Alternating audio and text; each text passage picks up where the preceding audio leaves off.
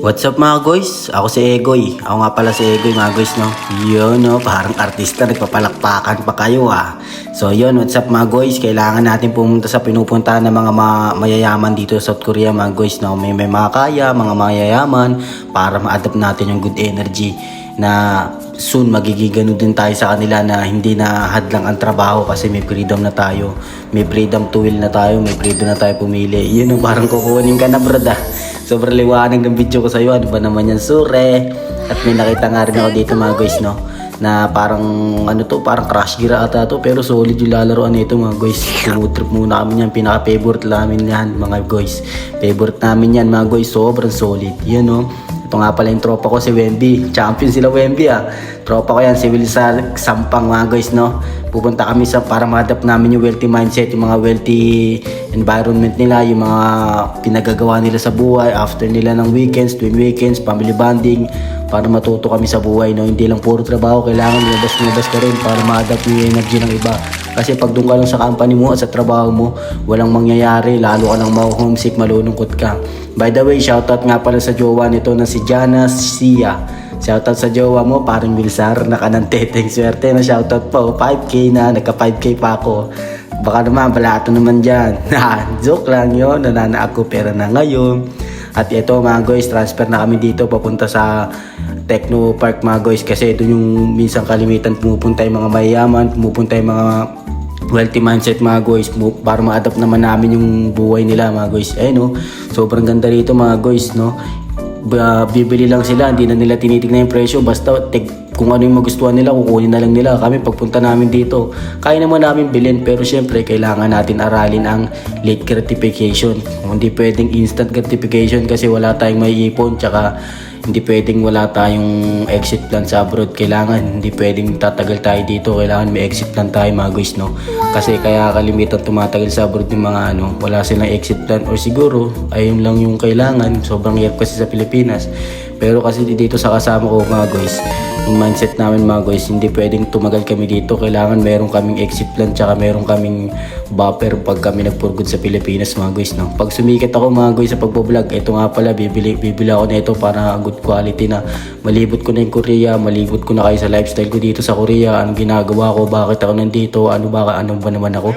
At ayan, parang butas na daw yung build niya, kailangan na daw bumili, o kaya lang mahal yan. Sabi ko mahal yan, kaya ako hindi ko kaya yan eh. Joke lang. Pero kaya namin yan, ayaw lang talaga namin. Kasi kailangan na namin ng late gratification. Kung sarap magkape dyan, wag na lang pala. Ano ba naman yung kape na yan? Susu Garden Cafe.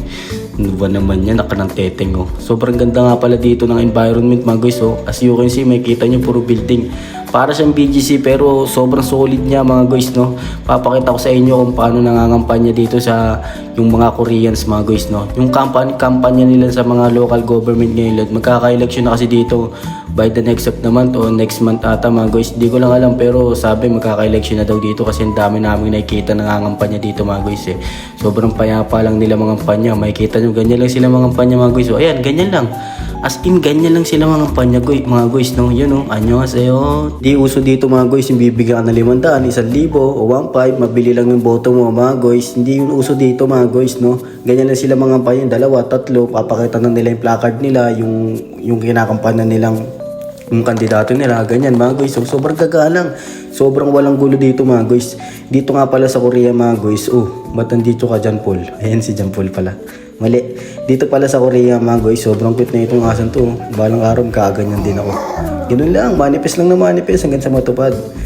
Dito sa Korea mga guys, pag nagkamali ka, whether you are government employee, celebrity, artista o kung ano-ano ka pa man, basta pag nagkamali ka, mali ka. Umalis ka, kung aalis ka, aalis ka. Kung alisin mo yung katungkulan mo, umalis ka. Kasi hindi nila kailangan ng ganun, kailangan nila transparency at accountability mga guys. Sa atin, pag nagkamali, binibigyan pa ng second chance eh. Dito wala ng second chance mga guys. Kung alis mga guys. Kaya nagiging first world country sila mga guys, no?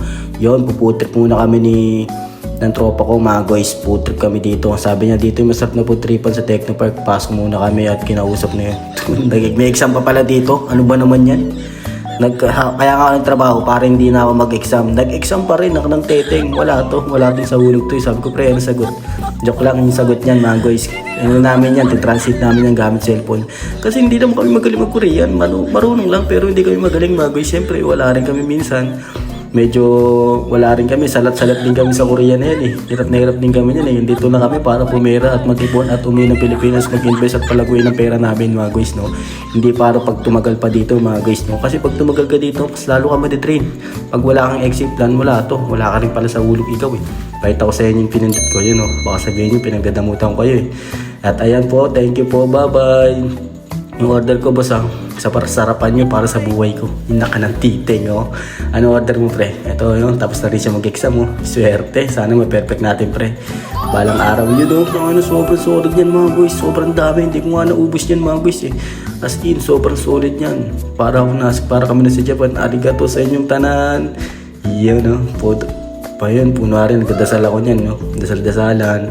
Pero nagdasal talaga ako dyan mga guys kasi kailangan natin yan sa buhay para naman mabless tayo sa mga pang-araw-araw natin ginagawa. Kailangan natin maging grateful everyday mga guys, no? Sobrang solid na itong pagkain na to mga guys. First bite ko na dyan, sobrang solid. As in, parang ano yan parang hindi siya Lucky Me Puro Lucky Me lang kasi ako eh. Ayun no. Talagang sulit yung binayad namin. Sobrang busog na busog ako niyan mga guys, no? Ikaw pare, nabusog ka ba pare? Pahil ko nabusog ka rin naman, siguro naman nabusog ka. Yun lang mga guys, don't forget to like and follow and share my vlog.